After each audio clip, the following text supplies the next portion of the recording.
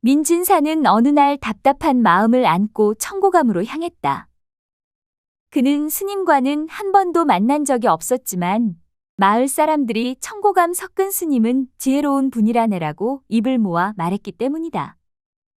암자에 도착한 민진사가 문을 두드렸다. 스님, 계십니까? 문이 열리더니 석근 스님이 나타났다. 어서 오시지요. 이렇게 먼 길 오신 걸 보면 고민이 많으신 듯하군요.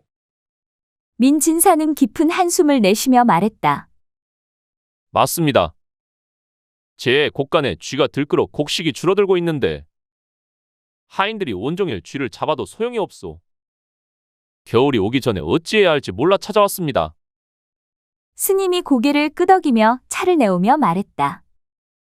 쥐를 잡으려 하니 곡식까지 손상될까 걱정이시군요. 그런데 곡간 안에서만 문제를 해결하려고 하셨소. 곡간 안에서 해결해야지. 곡간 밖에서는 대체 뭘 어찌하라는 겁니까?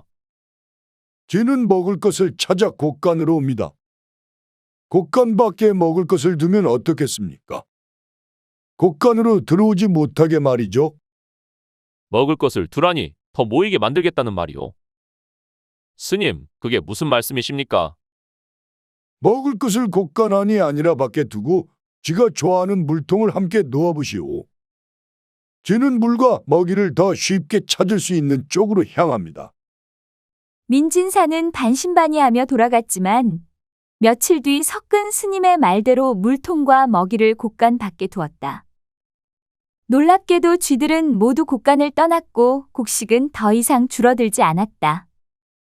며칠 후 민진사가 다시 청고감을 찾아왔다. 스님, 정말 대단하십니다. 곡간을 살리셨소. 쥐가 물통 쪽으로 몰려가더군요. 대체 어찌 이런 생각을 하셨소? 석근 스님이 소박한 미소를 지으며 말했다. 쥐도 살고 곡식도 보존되니 이 또한 중생을 살리는 일이 아닐까요? 고맙습니다, 스님. 저랑 차를 마시면서 담소나 자주 나눠주시지요. 그날 이후로 두 사람은 끈끈한 우정을 나누게 되었다. 민진사의 부인은 장터로 가는 길목에서 발걸음을 멈췄다. 길가에 쪼그려 앉아 떨고 있는 아이를 본 것이다. 어머, 여기서 뭐 하고 있니? 배가 고픈가 보구나. 아이가 고개를 끄덕이자 부인은 품에서 주먹밥을 꺼내 건넸다. 자, 이거라도 먹으렴. 그리고 장터에서 국밥도 한 그릇 사 먹으렴. 부인은 아이에게 몇 푼을 건넸고 아이는 감사 인사를 올리며 자리를 떠났다. 이를 지켜보던 한 상인이 다가와 고개를 끄덕였다. 부인, 참 마음씨가 고우십니다. 마을에서 부인 이야기가 자주 들립니다. 예쁘고 마음씨까지 착하다고요. 부인은 웃으며 손을 내저었다. 그런 말씀은 하지 마세요. 그저 지나치지 못했을 뿐이에요. 누구라도 그랬겠지요. 그러나 상인은 진지한 얼굴로 말을 이었다. 그런데도 부인의 자식이 없다는 게 안타까울 따름입니다. 부인 같은 분의 아이는 반드시 이 마을의 큰 복이 될 텐데 말이죠. 그건 하늘의 뜻이지요. 제가 바랄 수 있는 일이 아니랍니다. 길가의 사람들은 부인의 모습을 보며 그녀의 선한 마음씨를 칭찬하기를 멈추지 않았다. 석근 스님과 민진사는 곡차 친구가 됐다. 석근 스님이 암자를 나설 때나 돌아올 때면 어김없이 민진사 집에 들러 다과를 나누며 세상 이야기를 풀어놓는 것이 일상이었다. 스님, 오늘도 내게 깨달음을 주러 오셨소. 깨달음은 무슨? 거삭게 곡차 얻어 마시는 것이 더 큰 목적이지요. 민진사가 손짓하며 찻잔을 권했다. 깨달음 대신 차 한 잔이요.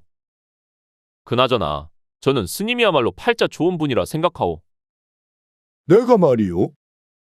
세상 가장 여유로운 팔자는 민거사 아니겠습니까? 천석군의 절세미인 부인을 두셨으니 더 바랄 게 뭐 있겠소. 민진사가 고개를 저으며 긴 한숨을 내쉬었다. 그렇게 보이겠지요. 하지만 천석군은 천 가지 걱정, 만석군은 만 가지 걱정이라 했소. 곡식과 땅은 많으나 자식이 없어 이 모든 게 부질없게 느껴집니다. 석근 스님이 찻잔을 내려놓으며 소리 없이 웃었다. 고사님, 자식이 없으니 부질없다 하셨소. 자식 없이 지내면 고요함이 깃들고 재물은 줄지 않으며 잠도 편히 잘 수 있지 않겠소. 스님은 말로 사람을 꺾는 재주가 있어. 하지만 자식 없는 내 속은 타들어가오. 밤마다 부질없음을 곱씹는단 말이오. 석근 스님이 잠시 뜸을 들이며 말했다. 그 부질없음을 곁에 있는 부인께 이야기해 보셨소. 경국지색 부인을 곁에 두셨으니 그나마 위안이 되지 않소. 스님, 혹시 제 부인에게 눈길 준 건 아니겠지요? 어허, 거사님 사람을 그렇게 보시다니.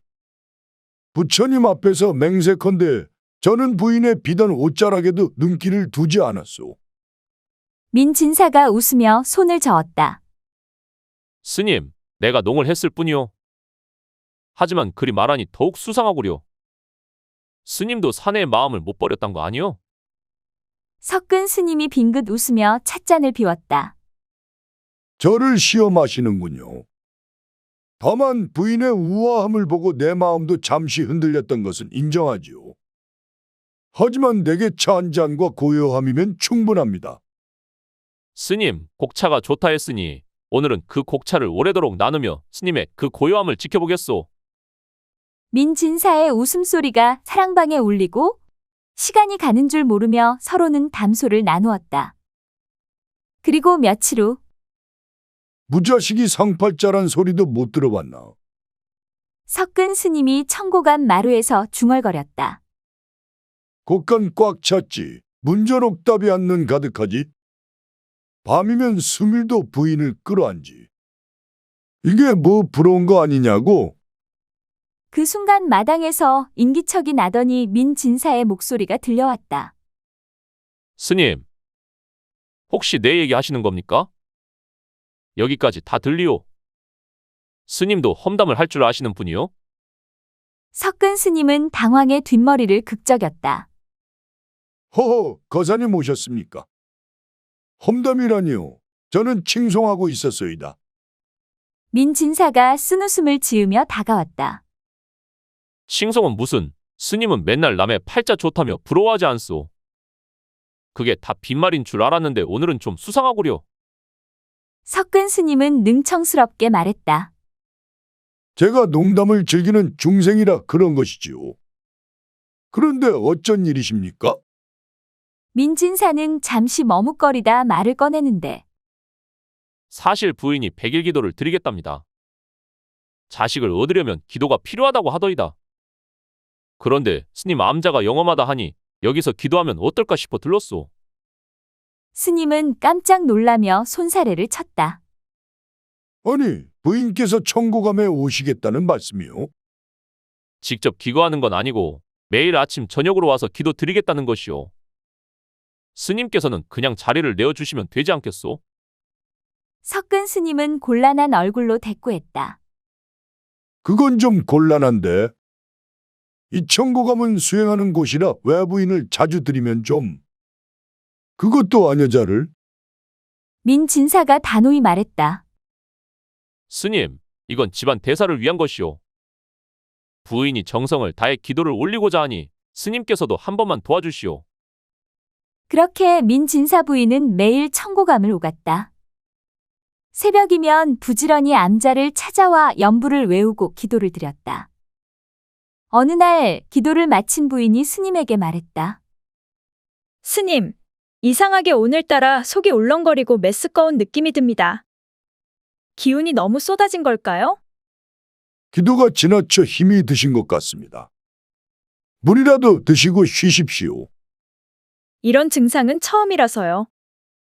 혹시 기도가 효과를 보기 시작한 건 아닌가 싶기도 합니다. 스님은 그 말을 듣고 머리를 숙였다. 무언가 껄끄러운 기분이 가슴속에 자리 잡는 것을 느꼈다. 그날 이후로 스님은 민진사 집에 발을 들이질 않았다. 그는 혼잣말로 중얼거리곤 했다. 나무아미타불. 내가 도대체 무슨 일을 벌인 건가? 한편 민진사는 아내가 헛구역질을 시작했다는 소식을 듣고 기뻐하며 말했다. 청고감의 기운이 역시 남다른가 보. 부처님이 정성을 알아주셨구려. 그러나 석근 스님은 그 말에 아무 대답도 하지 못했다. 그는 청고감에 앉아 깊은 한숨을 내쉴 뿐이었다. 부인이 아들을 낳았다는 소문이 있고 얼마 후 민진사가 아파 드러누웠다는 소식이 들리더니 민진사가 병들어 누웠다는 소식은 청고감에도 전해졌다. 어느 날 민진사네 시동이 다급히 찾아왔다. 스님, 어르신께서 꼭 스님을 뵙고 싶다 하십니다. 석근 스님은 순간 멈칫했다. 민거사님이 날. 아니, 요즘 잘 지내신다더니 갑자기 무슨 일이냐? 스님, 어서 가주셔야 합니다. 어르신께서 몹시 위독하십니다. 석근 스님은 시동의 얼굴을 보며 묘한 예감을 떨칠 수 없었다. 민진사의 사랑방에 도착한 석근 스님은 눈을 의심했다. 불과 1년 만에 민진사는 반쪽이 되어 있었다. 스님, 늦지 않게 와주셨구려. 어찌 이리 수척하십니까? 석근 스님은 그의 손을 붙잡았다. 민진사는 가쁜 숨을 몰아쉬며 입술을 떨었다. 스님, 이제 내게 남은 시간은 얼마 없을 것 같소. 스님만이 믿음직한 사람이니 내 집을 부탁합니다. 아니, 그게 무슨... 스님은 말을 잇지 못했다. 민진사는 조심스레 말을 꺼내는데 약조해 주시오. 부인과 그리고 내 아들을 잘 부탁하오. 그 말에 석근 스님의 손끝이 떨렸다. 그때 사랑방 밖에서 부인의 흐느낌이 들려왔다. 거사님, 제게 어찌 이런 무거운 짐을... 못 들은 걸로 하겠습니다. 이 세상에 믿을 사람은 스님뿐입니다. 부탁합니다. 알겠소. 하늘이 허락하는 한 최선을 다하리다. 그것이 민진사의 마지막이었다. 3년이 흘렀고 민진사의 탈상날 그의 집안은 단정히 정돈되어 있었다. 4살 난 상주는 또래보다 의젓해 보였다. 사랑방 한가운데는 머리를 길러 상투를 튼 석근 스님이 앉아 있었다. 스님. 아니, 이제 스님이라 부르면 안 되는 겁니까? 부인이 차를 건네며 물었다. 석근은 미소를 지으며 답하는데 부인, 이제 나도 세상 속 사람입니다. 스님이라 부르지 마시오. 그럼 뭐라 불러야? 부인이 묻자 석근은 민망한 듯 장난스럽게 답했다. 상투 트고 바른 정신이 들었을 양반이라 부르시겠소. 부인은 웃으며 고개를 끄덕였다. 그날 밤 석근은 사랑방에 홀로 앉아 있었다. 그는 밤하늘을 바라보다 중얼거렸다. 이 집에 앉아있는 나는 무엇이란 말인가? 참 세상이란 알 수 없는 것이구나. 문득 사랑방 문이 열리고 부인이 들어왔고 그녀는 조용히 그의 앞에 앉았다. 고생 많으셨습니다. 고생이라니요. 다 부인을 돕는 일이지요. 부인이 잠시 머뭇거리다 말했다. 이제 서방님이 떠난 지도 3년이네요. 참 세월이 빠릅니다. 석근은 고개를 끄덕이며 말했다. 그렇소. 석근은 말없이 미소 지었다. 그 미소 뒤엔 그리움과 혼란스러움이 섞여 있었다. 밤이 깊어지고 사랑방 불빛이 꺼졌다. 부인은 석근의 품에 안겨 잠들었다. 석근은 그녀를 바라보며 속으로 생각했다. 고사님, 이게 다 하늘의 뜻이라 생각해야겠지요. 그가 중얼거릴 때 방문 너머에서 4살 난 사내 아이가 자장가처럼 맑은 숨소리를 내고 있었다. 그 모습은 석근의 마음 한편에 묘한 위안을 주었다. 그는 자기 허벅지를 살짝 꼬집으며 속삭였다. 이게 꿈인가 생시인가? 그러나 꿈이라기엔 너무도 선명했다. 어느 날 밤 석근은 부인과 합한 후 골아떨어졌다. 그런데 꿈속에서 익숙한 목소리가 들려왔다. 스님, 곡차 한잔 합시다. 돌아보니 민진사가 서 있었다. 석근은 깜짝 놀라 그를 보며 소리쳤다. 거사님 아니, 이게 무슨 일이오? 아니, 어떻게 내 앞에 있는 것이오? 민진사가 무섭게 다가섰다. 왜 그렇게 놀라시오? 나한테 왜 그랬소? 내 아이가 왜 자네를 닮아가냔 말이야? 내 부인에게 무슨 짓을 한 거요? 석근은 식은땀을 흘리며 깨어났다. 곁에는 부인이 고요히 잠들어 있었다. 그는 꿈이었겠거니 하며 이마에 땀을 훔쳤지만 마음이 편치 않았다. 며칠 뒤 집안에서 소란스런 소리가 들려왔다. 어르신 큰일입니다. 이것 좀 보셔야 할 것 같습니다. 석근이 불이 나게 달려가자 곡간은 이미 빗물이 스며 곡식이 썩어 있었다. 이게 무슨 일인가? 기와 몇 개가 깨져 비가 새고 있었나 봅니다. 세상에 어찌 이런 일이? 지만 걱정했지 비는 생각지도 못했는데. 석근은 쓴웃음을 지으며 고개를 떨구었다. 얼마 지나지 않아 물고 문제로 노 참봉과 다투는 일도 벌어졌다. 이쪽 물길은 내 땅인데 어찌 막아 놓으셨소? 니꺼 내꺼가 어딨소? 물길 가는 쪽이 임자지. 참지 못한 석근은 목소리를 높였고 둘은 결국 멱살을 잡는 사태로 이어졌다.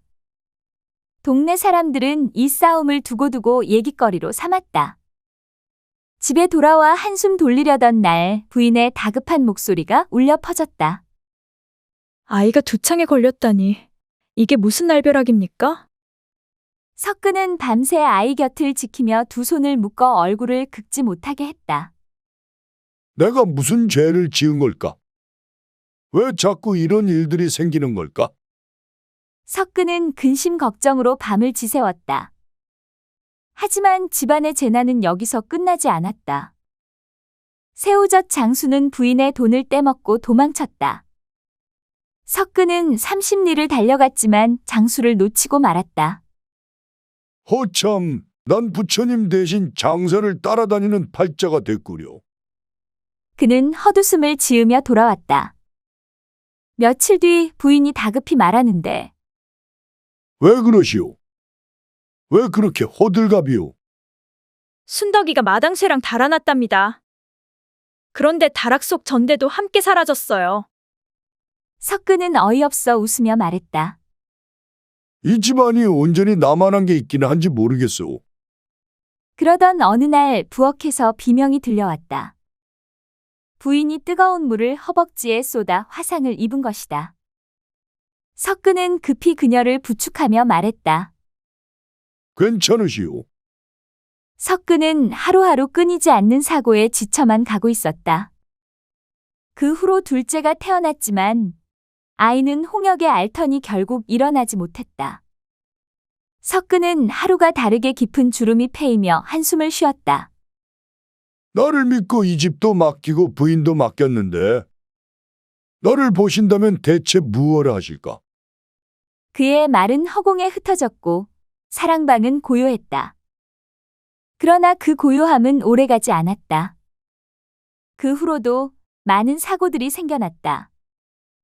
3년의 세월이 흐르고 석근은 민진사의 말이 떠올랐다. 천석구는 1000가지 걱정, 만석구는 10,000가지 걱정이라 했소.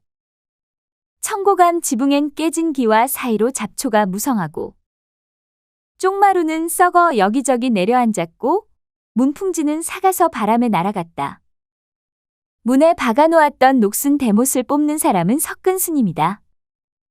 정자관 비단마고자 다 벗어 던지고 빗바랜 가사장삼의 머리를 박박 밀었다.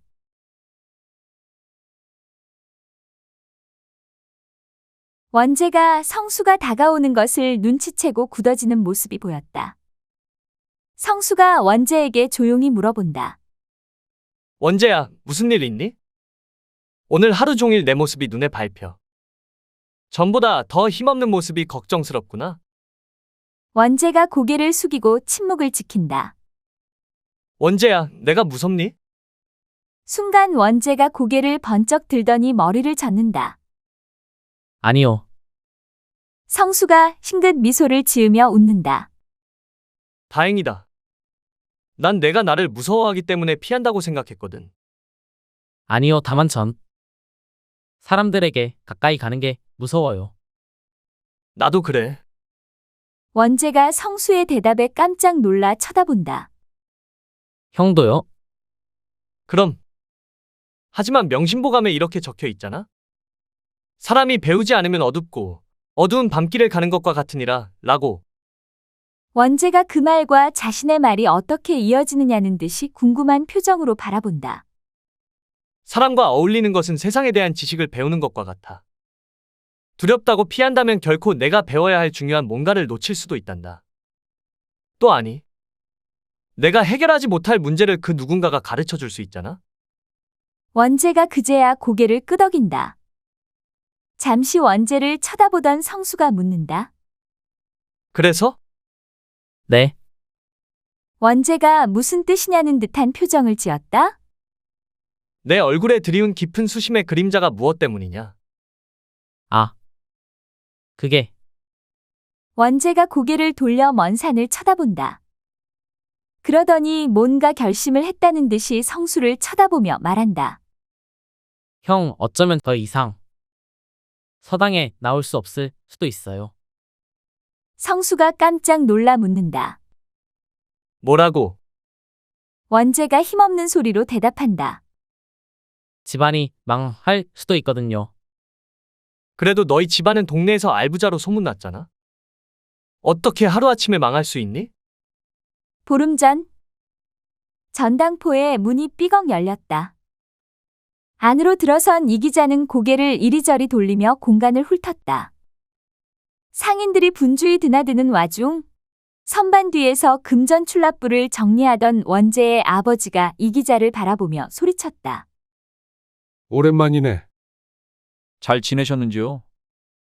급전이 필요해 귀한 물건을 들고 왔습니다. 귀한 물건이라? 하하, 나도 이런 말 수백 번은 들었지. 근데 대개 그 귀한 물건이 이곳을 떠날 땐 싸구려가 되는 경우가 많더군. 이 기자는 능청스럽게 웃으며 허리춤에서 보찜을 풀었다. 아니, 어르신. 이번엔 진짜입니다. 제가 이걸 보여드리면 오늘 밤 꿈에서 저를 칭찬하시게 될 겁니다. 꿈에서 칭찬? 내 꿈에 자네 얼굴이 나오면 악몽일 텐데. 네? 아, 아니네. 뭔가? 한번 보세. 이 기자는 고개를 갸웃하며 보자기를 풀었다. 안에서 윤기가 흐르는 청자가 모습을 드러냈다. 원재의 아버지는 순간 눈을 번쩍이며 그것을 들여다봤다. 이건 보기 드문 청자군. 설마 가짜는 아니겠지? 어르신. 집안 대대로 내려온 가보입니다. 이런 가치를 속이는 건 하늘의 벌을 받을 일이지요. 하늘이 벌을 내리는지 아닌지는 내가 알 바 아니고 내 돈이 날아가는 게 더 문제지. 이 기자는 조금 당황한 듯 웃음을 지으며 말했다. 그래서 제가 믿을 만한 어르신께 맡기는 겁니다. 3,000냥을 빌려주시면 기한 내에 꼭 갚겠습니다. 이 청자를 보증으로 드리니 걱정 붙들어 매십시오. 집안 대대로 물려온 국보급 청자입니다. 30,000냥은 넣기 나갈 물건이죠. 정말 그렇단 말이지? 내 한 번도 못 본 고급스러움이 느껴지긴 한다만. 어르신, 제 얼굴에 거짓이 보입니까? 저는 거짓말을 못하는 성격이라니까요. 알겠네. 돈은 빌려주겠네. 이 기자는 고개를 끄덕이며 돈을 받았다. 문 밖으로 나서며 그는 희미한 미소를 지었다. 저 청자를 진짜라 믿다니. 하긴 세상이 이렇게 순진한 분들 덕에 돌아가는 거 아니겠어? 이렇게 한탕하려고 얼마나 신뢰를 쌓았는지. 그는 능청스러운 발걸음으로 객주를 떠났다. 그 사람은 집안에 가보라면서 청자를 아버지께 맡겼죠. 어찌나 말을 잘하는지 아버지는 그 사람의 말만 듣고 수천 냥의 돈을 빌려줬어요. 더욱이 우리 객주에 자주 와서 큰 거래를 한 적이 많아 아버지께 이득도 많이 줬거든요. 그래서 철석같이 믿고 빚까지 져서 돈을 빌려줬는데 원재는 말을 잇지 못하고 눈물을 찔끔 흘렸다. 그래서? 전 그 사람 얼굴을 볼 때면 소름이 돋았어요. 그러니까 그 다음에 어떻게 됐냐고? 아버지가 그 사람이 간 후 갑자기 두려워지기 시작한 거예요. 그래서 사람을 불러 청자를 감정해보니 가짜였다는 거군. 네, 원재는 힘없이 말을 잇는다. 아버지는 식음을 전폐하고 누웠어요. 어머니는 계속 훌쩍거리며 울기만 해요. 그 사람을 찾으려고 해도 찾을 수가 없어요. 이젠 우리는 망했어요. 원재의 조용한 울음에 성수는 마음이 아팠다. 성수는 조용히 눈을 감고 생각에 잠겼다. 그때 불현듯 여동생이 읽던 허생전이 기억났다. 그래, 허생전처럼 지혜를 짜보자. 분명 좋은 방법이 있을 거야. 성수는 이마를 찌푸리며 생각에 잠겼다. 그러자 좋은 생각이 떠올랐다. 성수는 원재를 쳐다보며 말했다. 원재야, 이렇게 해보는 것은 어때? 원재가 눈물 젖은 눈동자로 성수를 쳐다봤다. 성수는 원재에게 조용히 말하기 시작했고, 원재는 귀를 기울였다. 원재의 아버지는 자리에서 힘없이 앉아있고, 원재의 어머니가 죽을 한 숟가락 떠서 입가에 가져다 댔다. 여보, 이거라도 드셔야죠. 며칠째 굶으시면 정말 큰일 나요. 지금이라도 힘을 내셔야죠. 힘을 내라니 힘을 내서 뭐 하겠소? 집안이 망했는데. 아니, 길 위에 나앉는 것까진 괜찮아. 근데 밤이슬을 맞으며 빚쟁이들한테 쫓기면 그땐 어쩌겠소? 여보, 그렇게 약한 소리 하시면 저와 원재는 어떡하라고요? 난 이미 끝났소. 그때 방문이 휙 열리고 원재가 들어섰다. 그의 눈이 초롱초롱 빛나 있었다. 아버지, 좋은 방법이 있어요. 좋은 방법. 도망치는 좋은 방법 말이냐? 아니면 내가 빚쟁이들 앞에서 꿇어앉는 걸 연습이라도 하라는 거냐? 아니요, 아버지. 그 사기꾼을 잡을 방법이요. 원재의 아버지가 놀라 원재에게 말했다. 뭐라고? 잡다니? 무슨 수로 말이냐?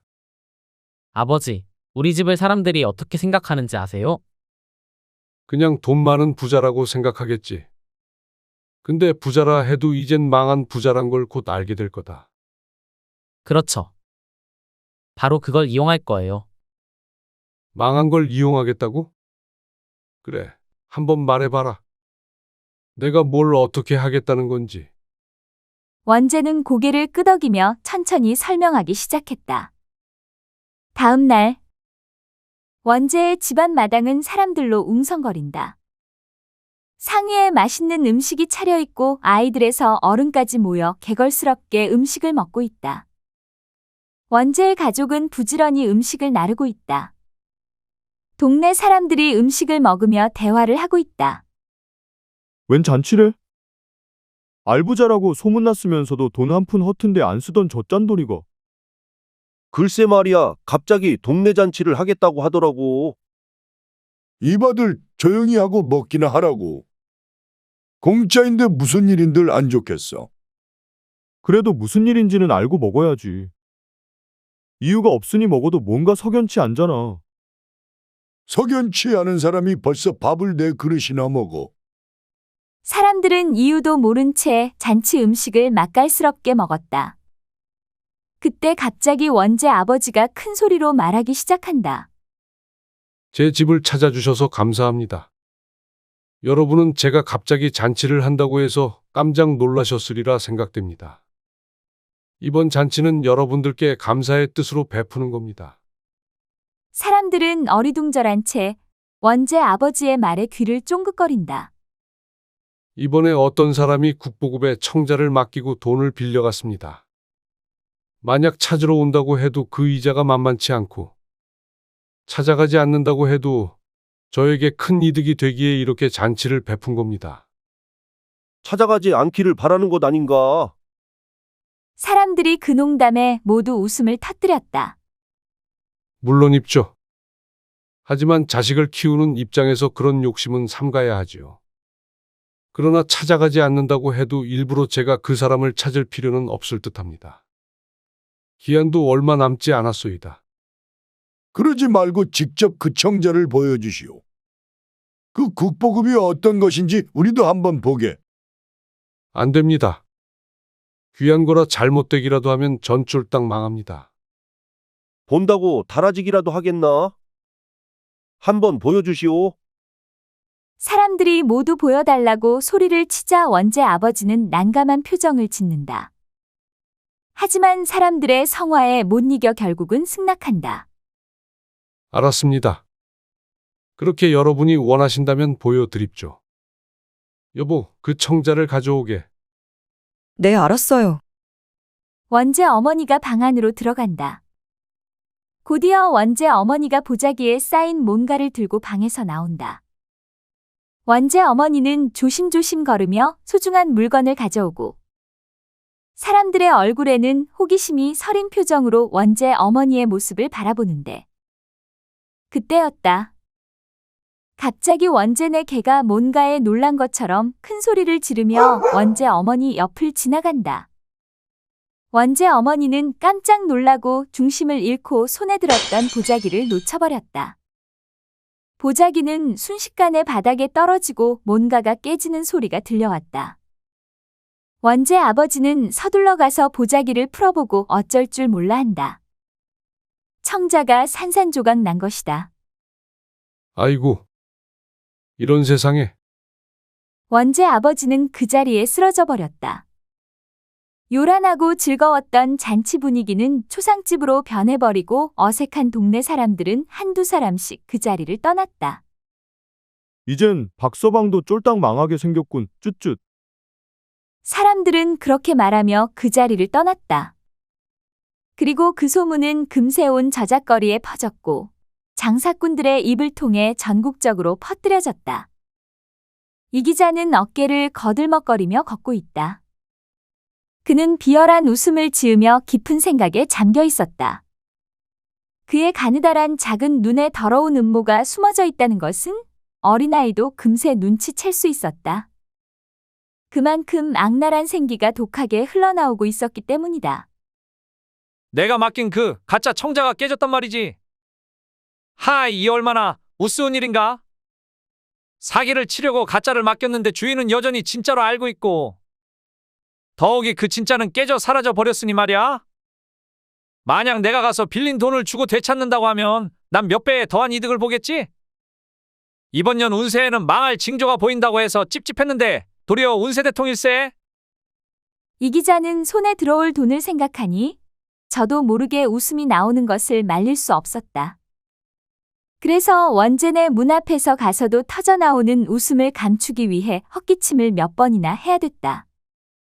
그때 그 기침을 소리에 듣고 원재가 달려나왔다가 이 기자를 만나게 됐다. 이 기자가 원재를 보며 묻는다. 얘야, 잘 있었느냐? 원재가 터져나오려는 분노 때문에 소리를 치려고 한다. 그때 누군가 옆에서 손으로 지그시 원재의 어깨를 눌렀다. 성수였다. 원재야, 이분이 누구시니? 네, 아버지 고객이세요. 이 기자가 원재를 보고 말한다. 그래, 아버지가 계시면 서둘러 나오라고 해라. 청자를 찾으러 왔다가 하면 아실 게다. 성수와 원재는 서로의 눈을 마주본다. 그리고 원재가 조용히 대답한다. 네, 알겠어요. 원재는 아버지를 부르러 가고 성수는 이 기자를 쳐다본다. 이 기자는 초롱초롱한 영리함이 느껴지는 소년의 눈이 버겁게 느껴져서 이유 없이 손으로 부채를 만들어 붙이며 말한다. 왜 이리 더운지 서둘러 물건을 받고 돌아가야 되겠네. 원재가 아버지와 함께 나오고 원재 아버지는 반가운 표정으로 나와 인사를 한다. 안녕하셨는가? 이 기자도 덩달아 반갑게 인사한다. 안녕하셨는지요? 그동안 별거 없으셨죠? 제가 이자를 넉넉히 쳐서 돈을 갚으러 왔습니다. 여기 있습니다. 이기자는 보찜에서 돈을 꺼내 원재 아버지에게 건네주었다. 원재 아버지는 장사꾼답게 천천히 금액을 세보았다. 이 모습을 보고 이기자는 조금 당황스러웠다. 분명 힘없이 늘어져 있을 상대를 예상했는데 돈까지 천천히 세어보는 상대는 생생함 그 자체였다. 한 푼도 틀리지 않는군. 역시 자네는 신뢰가 있네. 원재야, 가서 그 물건을 가져와라. 순간 이기자는 깜짝 놀란다. 그 물건이라뇨? 돈을 받았으니 당연히 자네가 맡긴 물건을 줘야지. 안 그런가? 아, 물론 입죠. 원재는 방 안으로 들어가 보자기에 쌓인 물건을 가지고 나온다. 그리고 이기자에게 주며 말한다. 아저씨, 한번 살펴보세요. 그 물건이 맞는지 아니지. 당황한 이기자는 원재를 쳐다보며 보자기를 풀어본다. 그것은 분명 이기자가 건네준 물건이 틀림이 없다. 이기자는 여전히 당황한 목소리로 말한다. 전 이게 깨졌다는 소문이 있는 것 같아서. 그러자 원재 아버지가 크게 소리를 치며 웃는다. 하하, 그런 헛소문을 믿었는가?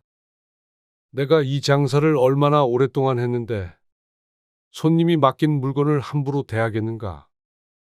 더욱이 국보급이라 그렇게 신신당부하며 맡긴 물건을 말이세. 하, 그렇죠? 헛소문이군요.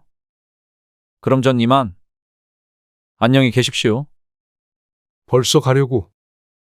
내가 이렇게 자네 덕분에 큰 이득을 얻었는데 목이라도 축이고 가게. 아닙니다. 갈 길이 멀어서요. 그럼. 이기자는 뭔가 석연치 않은 느낌이 자신을 죄어 오는 것을 깨달았다. 뭔가 잘못됐다는 생각은 그가 노련한 사기꾼이기에 더욱 절실하게 와닿았다. 그는 더 이상 해를 입기 전에 서둘러 그 집을 떠났다. 원재와 성수 그리고 원재 아버지는 불이 나게 도망가는 이기자를 바라보다 크게 웃음을 터뜨렸다. 그리고 원재 아버지는 성수의 손을 덥석 붙잡았다. 고맙다. 내가 없었다면 지금도 그 생각을 하면 밤잠을 이룰 수 없어. 아니에요. 명심보감 천명편에 보면 이런 말이 있습니다. 나쁜 마음이 단지에 가득 차면 하늘이 반드시 천벌로 대할 것이니라. 분명 저분도 많은 손해를 입었으니 다시는 상대를 속이는 일은 하지 않을 겁니다. 그래, 고맙다. 그렇게 손쉽게 돈을 돌려받은 원재의 아버지는 다시 일어섰고 꼼꼼한 일처리로 더욱 부를 축적했다고 한다.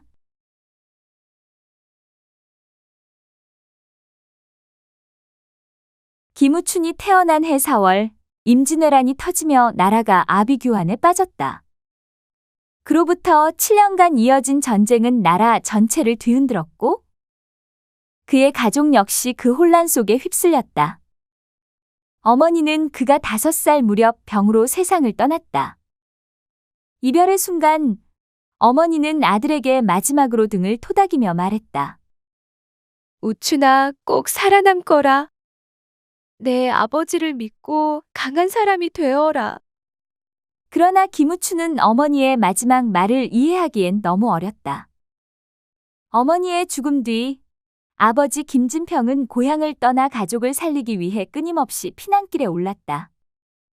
충청도 예산에서 평안도 의주, 함경도 회령을 거쳐 강원도 원주, 경상도 울진을 지나 부산까지 그들은 전국을 떠돌았다. 한겨울 매서운 눈보라 속에서도 아버지는 늘 아들의 손을 꼭 붙잡았다. 그 손엔 굳은 살이 배긴 채 피가 배어 있었지만 한 번도 손을 놓은 적이 없었다. 하루는 함경도의 외딴 마을에서 그들이 쓰러질 듯한 폐가에 앉아 있었다. 아버지는 울음을 터뜨릴 듯한 우춘을 보며 씩씩하게 말했다. 아들아, 넌 아비가 있는 한 굶주리지 않는다. 기억하거라. 내가 내 손을 놓지 않는 한 너는 절대 죽지 않아. 하지만 아버지, 왜 우리는 이리도 떠도는 거예요? 왜 어머니는 돌아오지 않으세요? 아버지는 답하지 않았다. 다만 아들을 품에 안고 떨리는 목소리로 말했다. 나는 너를 버릴 수 없다. 우리는 함께 살아남아야 한다. 아버지는 아들을 안고 뜨거운 눈물을 흘렸다. 그러나 그 눈물은 한겨울에도 얼지 않았고 그 손에 채우는 어린 우춘에게 버텨야 할 이유를 알려주었다. 이후로도 그들의 여정은 가혹했다. 끼니를 굶는 날이 많아 우춘은 말라갔지만 아버지는 자신이 얻은 마지막 한 숟갈의 죽도 아들에게 양보했다. 비바람이 몰아치는 밤이면 찢어진 담요를 덮어주며 말했다. 내가 덮어야 내가 따뜻하다. 김우춘은 일찍 철들었다. 어느 날 소녀는 굶주린 얼굴로 아버지를 보고 말했다. 아버지, 오늘은 제가 먹지 않아도 돼요. 아버지가 드세요. 그는 자신이 아버지에게 얼마나 소중한 존재인지, 그리고 아버지가 자신을 지키기 위해 얼마나 많은 것을 희생했는지 서서히 깨달아갔다. 김우춘은 아버지의 체온을 느끼며 어린 나이에 생각했다. 아버지는 나를 위해 모든 것을 버리고 있다. 내가 아버지의 은혜를 갚지 못하면 나는 살아갈 자격이 없다. 전쟁이 끝나고 그들은 마침내 부산에 도착했다. 아버지와 함께한 기나긴 여정은 그에게 단단한 의지와 감사를 가르쳐 주었다. 그리고 우추는 다짐했다. 내가 잘하면 아버지를 위해 반드시 편안한 날을 만들어드리겠어. 그 다짐은 우춘의 생애를 이끄는 등불이 되었다. 우춘아, 내 새어머니가 곧 오신다. 잘 지낼 수 있겠지? 아버지의 말을 들은 우추는 새어머니를 본 적도 없으면서 어깨를 으쓱하며 말했다. 걱정 마세요, 아버지. 제가 어지간한 건 다 참습니다. 하지만 너무 잔소리하면 저도 한마디는 합니다. 김진평은 웃으며 우춘의 머리를 쓰다듬었다. 그래, 잔소리가 심하면 내 아비를 닮은 거겠지. 새어머니 한씨는 전란 중 부모를 잃고 과부가 된 이모 손에서 자란 사람이었다. 우춘아, 인사드려라. 이분이 내 새어머니다. 우춘은 새어머니를 보고 정중히 절하며 말했다. 안녕하세요, 어머니. 새어머니 한씨가 피식 웃으며 반겼다. 새어머니의 익살스런 표정을 보고 우추는 긴장을 풀었다. 시간은 흘렀고 한씨는 연년생으로 4명의 아이를 낳았다. 형, 이거 봐. 내가 오늘 벌레를 잡았어. 둘째 동생이 들고 온 벌레를 보고 우추는 고개를 절레절레 흔들며 말했다. 난 벌레를 좋아하지 않는다. 특히 너처럼 못생긴 벌레는. 아, 맞다. 형이 좋아하는 건 밥이지. 아이들의 제잘거림 속에서도 우추는 묵묵히 동생들을 챙겼다. 밥을 퍼주고 옷을 입히는 그의 손길은 한결같았다. 어느 날 한씨가 우춘에게 말을 걸었다. 우춘아, 동생들 챙기느라 고생이 많지? 우춘이 미소를 지으며 말했다. 아니요, 어머니. 오히려 동생들이 제게 힘이 되고 있어요. 한씨는 어른스러운 우춘의 모습에 감사함과 미안함을 느꼈다. 그러나 집안 사정은 쉽지 않았다. 김우춘이 벌어온 돈은 모두 식구들의 생활비로 나갔다. 쓸 곳은 계속 늘어났고 그의 주머니는 늘 비어 있었다. 어느 날 동네 사람들이 김우춘에게 물었다. 우춘이, 너는 어찌 그리 일만 하고 다니냐? 너도 좀 즐겨라. 우춘은 멋쩍게 대답했다. 저는 일하는 게 즐겁습니다. 아버지와 동생들 챙기는 게 낙입니다. 가끔은 재밌기도 해요. 한편 동생들은 그런 형에게 무한한 애정을 보냈다. 형, 우리가 크면 형을 부자로 만들어줄게. 우춘은 피곤한 얼굴로 웃으며 말했다. 내가 늙기 전에 부탁한다. 기대하고 있으마. 한밤중 아버지가 아들에게 말했다. 우춘아, 내가 이렇게 고생하는 걸 보면 아비로서 마음이 무겁구나. 우춘이 고개를 저으며 답했다. 아버지, 제가 이렇게 할 수 있는 건 아버지가 계시기 때문입니다. 아버지가 저를 지켜주신 것처럼 이제는 제가 이 가족을 지킬 차례입니다. 아버지는 묵묵히 우춘의 어깨를 두드리며 말했다. 너는 참으로 내 자랑이다. 이처럼 웃음과 고생이 뒤섞인 삶 속에서도 김우춘은 가족을 지키기 위해 흔들리지 않았다. 그의 삶은 고달팠지만 그는 결코 힘들다는 내색을 하지 않았다. 이 가족이 내 전부다. 내가 이들을 지키지 않으면 누가 지키겠는가? 그의 마음속 다짐은 나날이 깊어만 갔다. 김우춘은 30이 다 되도록 장가를 들지 못했다. 아무리 사람이 성실하고 좋아도 가난한 데다 딸린 식솔까지 많은 장남에게는 딸을 시집 보내기가 꺼려지는 것이 당연했다. 김우춘의 사정을 딱하게 여긴 중매쟁이 할멈이 직접 김우춘을 찾아와 꼬드겼다. 이보게 우춘이. 아랫마을에 서기 알지? 그 곰보 총각도 지난달에 장가를 들었어. 자네가 그 애보다 뭐가 모자라서 장가를 못 가? 인물 훤하지, 성격 좋지, 예의도 발라. 사람 착실한 거야 동네 사람 다 아는데 더 이상 말해 뭐 하겠나? 그래서 말인데. 말끝을 흐린 할멈은 김우춘의 눈치를 살폈다. 그러나 워낙 과묵한 성격의 김우춘이라 좀처럼 기분을 파악할 수가 없었다. 할멈은 에라 될 대로 되라는 심정으로 말을 쏟아냈다. 아, 그래. 속 시원하게 말하자고. 자네 동생들 말이야. 그 애들도 10대 살씩이나 먹었으면 다 잘한 거 아닌가? 다들 제 앞가림 정도는 해야 할 나이야. 그러니 자네 이제 그만 분가하게. 김우춘은 묵묵히 고개를 저었다. 할멈은 초조한 얼굴로 김우춘을 달랬다. 답답한 사람아? 이게 어디 나 좋아라고 하는 얘긴가? 정집에서 못 나오겠다면 하다못해 동생들을 내보내. 이참에 독립시키자고, 응? 부모님 모시는 거야 예산이. 그 정도만 되어도 자네한테 시집 올 여자가 줄을 설 거야. 김우춘은 깊은 한숨을 내쉬더니 딱 잘라 말했다.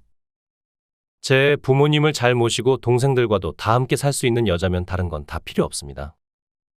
그저 오관 제대로 갖춰져 있고 언청이만 아니면 족하지요. 만일 그게 안 된다면 천금을 준다 해도 소용없어요. 잔뜩 약이 오른 할멈이 버럭 소리를 질렀다. 아니, 어느 정신 멀쩡한 여자가 자네 같은 사람한테 천금을 갖고 시집 온대. 어이구, 그래. 그렇게 평생 가족만 바라보다 장가도 못 가보고 늙어 죽어봐. 죽을 때 돼서 후회해도 소용없어, 응? 할멈이 하는 말 들을 걸 그랬다고 땅을 쳐도 늦어?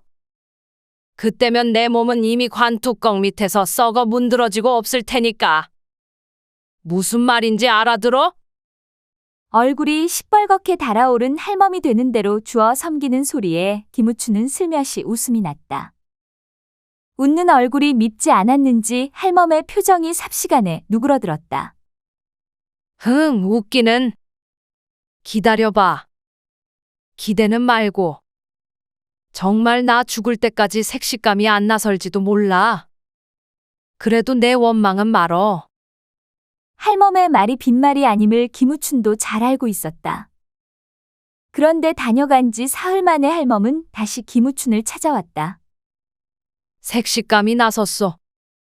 이상한 것은 찾기 힘든 혼처 자리가 났다는 소식을 전하는 할멈의 얼굴이 별로 기뻐 보이지 않는다는 것이었다. 별로 좋은 조건은 아니야. 아랫마을 민 영감댁 둘째 딸인데 이미 홍기를 놓쳤어. 올 들어 나이가 25이라니 지나도 한참 지난 물건이지. 민영감은 데려간다는 사람만 나서면 무조건 보내겠다는군. 김우춘이 빙그레 웃으며 말했다. 저야말로 어디 조건을 따질 처지입니까? 저희 부모님께 바로 말씀드리지요.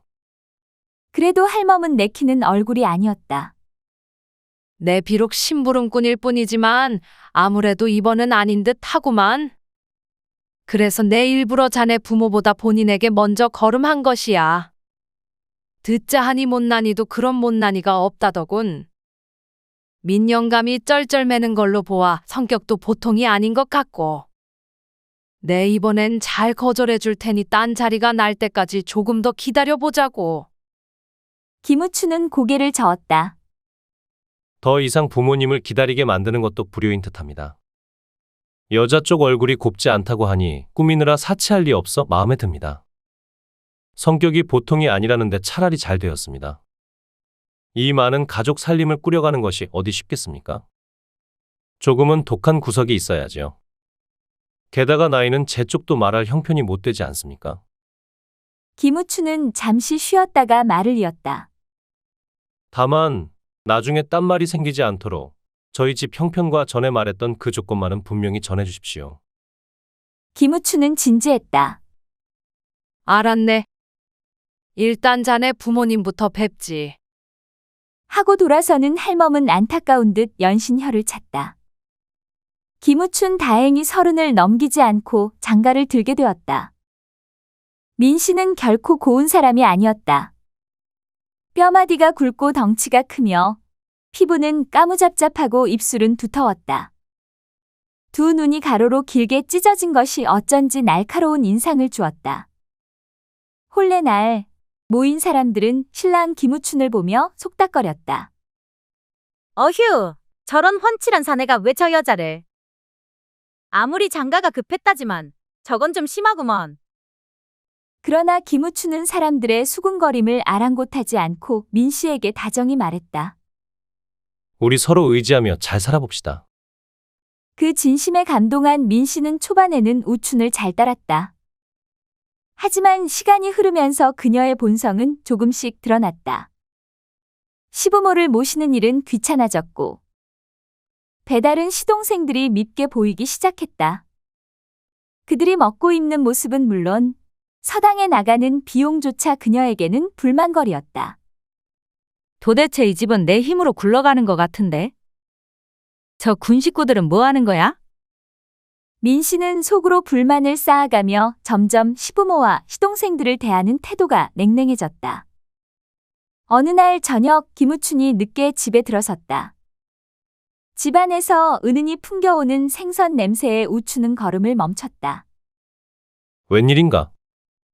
우리 집에 이런 먹음직스러운 냄새가 나다니. 방에 들어서자 밥상 한가운데 조기 한 마리가 놓여 있었다. 우춘은 젓가락을 들었다가 내려놓으며 조기를 유심히 바라봤다. 이거 내 밥상에 올라올 생선이 아닌 것 같은데. 여보, 여기 좀 나오시오. 민 씨가 부엌에서 한 손에 치마를 잡아주며 나왔다. 왜요? 밥상에 문제라도 있어요? 우춘이 생선을 가리키며 물었다. 이 생선. 혹시 며칠 전에 내가 부모님 드리라고 사온 그 조기가 아니오? 민 씨가 눈길을 피하며 퉁명스럽게 말했다. 맞으면 어쩌고 아니면 어쩌겠어요? 부모님께 올렸더니 손도 안 대셨으니 내가 데워서 당신 상에 올린 거예요. 시장하실 텐데 어서 드세요. 우춘은 깊은 한숨을 내쉬며 젓가락을 내려놓고 자리에서 일어났다. 이건 좀 아닌 것 같소. 그냥 드세요. 조기 한 마리 가지고 왜 그러셔요? 우춘은 밥그릇과 생선 접시를 들고 부엌으로 들어갔다. 솥에서 찬밥을 긁어 큰 바가지에 담고 생선을 올렸다. 그 바가지를 들고 동생들 방으로 향하며 말했다. 아이들에게 이 조기를 주어야겠소. 한창 자랄 때인데 배고프지 않겠소? 그걸 왜 동생들 방에 가져가요? 당신이 이 집 가장 아니에요? 당신부터 잘 먹고 나서 챙기라니까요. 우춘이 웃으며 대꾸했다. 내가 가장이라면 가장 먼저 챙겨야 할 건 이 집안의 아이들이요. 그래야 이 집이 굴러가지 않겠소? 동생들 방에서 환호성이 들려왔다. 그날 밤, 민 씨가 방에 들어와 우춘에게 투덜거렸다. 여보, 아무리 그래도 오늘은 좀 지나쳤어요. 당신부터 챙기란 말이에요. 이렇게 살다간 몸이 남아나질 않겠어요. 우춘은 미소를 지으며 말했다. 여보, 우리 집에서 밥상을 나눌 때 순서는 항상 같소. 부모님, 동생들, 그리고 마지막이 나요. 그것이 이 집의 기본이니 내일부터도 기억해 두길 바라오. 민 씨는 답답한 듯 고개를 저으며 중얼거렸다. 정말이지. 이런 식이면 병이 날지도 몰라요. 난 튼튼하니 걱정 마시오. 어느 날 밤, 민 씨는 우춘을 곁눈질로 살피며 조심스럽게 말을 꺼냈다. 여보, 우리 따로 나가 살아요. 우춘은 눈을 반쯤 뜨더니 고개를 돌렸다. 뭐라고 했소? 다시 말해보시오. 방금 들은 말이 농이길 바라오. 민 씨는 용기를 내어 다시 말했다. 우리 따로 나가 살자고요. 더 이상은 못 참겠어요. 우춘은 비로소 몸을 일으키며 민 씨를 뚫어지게 쳐다봤다. 분가라니 그게 무슨 말이오? 집에서 떨어져 살자는 말이오? 민 씨는 억눌렀던 불만을 쏟아내듯 말했다. 이 집에서는 제 숨통이 막힐 지경이에요. 없는 형편에도 시부모님 밥상에는 고기 반찬이 매일 올라가는데 정작 고마운 줄도 모르시잖아요. 사람 마음이란 게 아무리 참아도 끝이 있는 법이에요. 우춘은 말을 끊으며 단호히 말했다. 그 무슨 해괴한 소리요? 부모님께서 우리에게 고마워해야 한다니? 우리가 항상 감사해야 하는 건 부모님께서 우리를 보살피시고 이 집을 지켜주셨기 때문이요. 부모님께 매번 더 챙겨드리지 못하는 내가 오히려 죄송할 따름이요. 민 씨는 눈을 치켜뜨며 되받아쳤다. 그럼 도련님들은요? 밥 먹고 입고 심지어 서당까지 다니는데 아무리 철이 없다지만 제 밥값 정도는 해야 하지 않나요? 우리가 다 책임질 이유는 없잖아요. 우춘은 민 씨를 진정시키려 애썼다. 애초에 내 사정을 알고 왔잖소. 여태껏 잘 지내왔으면서 왜 갑자기 이러는 거요? 조금 더 참고 기다려봅시다. 곧 상황이 나아질 거요. 그러나 민 씨는 고개를 저으며 강하게 나왔다. 아니에요. 이 집이고 살림이고 다 두고 나가도 좋아요. 우리 두 사람만 나가 살면 더 잘 살 수 있을 거예요. 젊은데 어딜 가든 굶어 죽기 하겠어요? 지금보다 훨씬 나아질 거라고요. 우춘은 한숨을 내쉬며 중얼거렸다. 내가 이 사람 심보가 그리 곱지 않다는 건 알았지만 이렇게까지 못날 줄은 미처 몰랐구먼. 한참 동안 말을 잇지 않던 우춘이 마침내 고개를 들며 입을 열었다. 내일 음식을 좀 장만하시오. 민 씨는 의아한 얼굴로 물었다. 갑자기 음식을 왜요? 무슨 날이라도 돼요? 우춘은 씁쓸한 미소를 지으며 대답했다.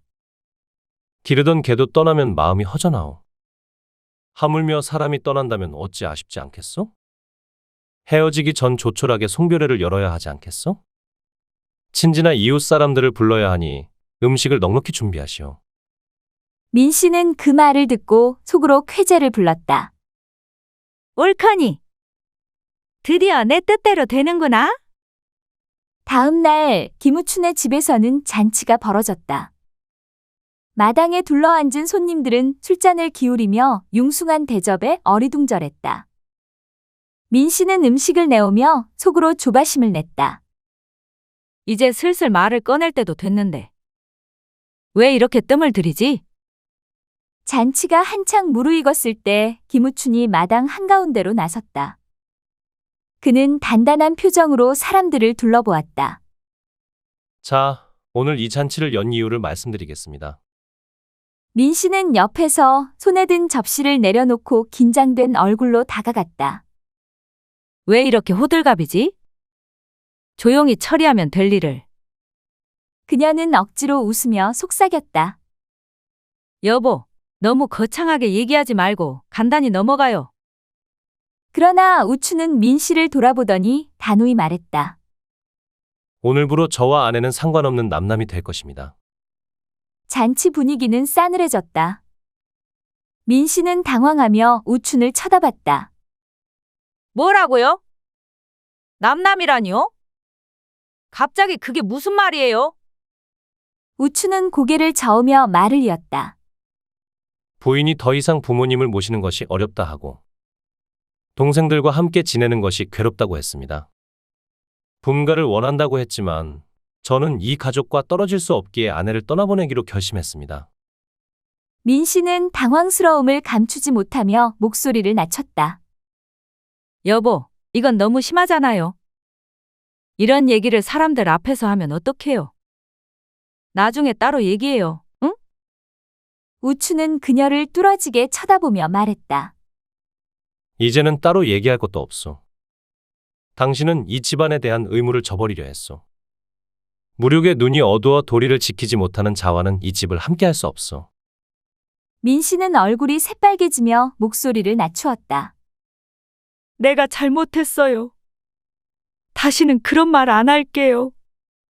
그러니 사람들 앞에서 이러는 건 너무해요. 제발 이러지 말아요. 우추는 잠시 말을 멈췄다가 주변을 둘러보며 천천히 말했다. 자유롭게 떠나시오.